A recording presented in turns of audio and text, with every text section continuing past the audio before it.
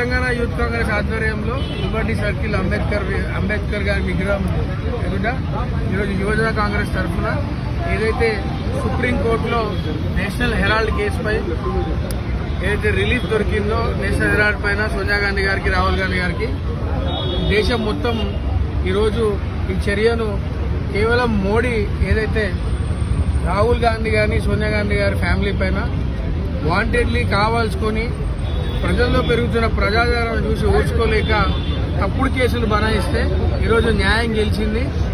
ఈరోజు విక్టరీ సత్యమేవ జయతే అని మనం ఎట్లయితే దాన్ని ఆచరిస్తామో ఈరోజు న్యాయస్థానం గాంధీ కుటుంబానికి ఊరటనిచ్చి దేశంలో ఇంకా ప్రజాస్వామ్యం బతికే ఉందని చెప్పి తెలియజేసింది. మేము ఇంతటితో ఊరుకోము.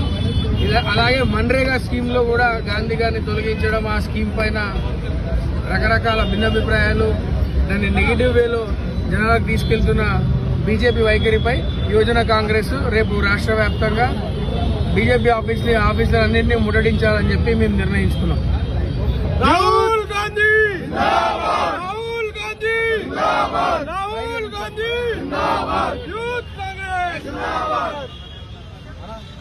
అందరూ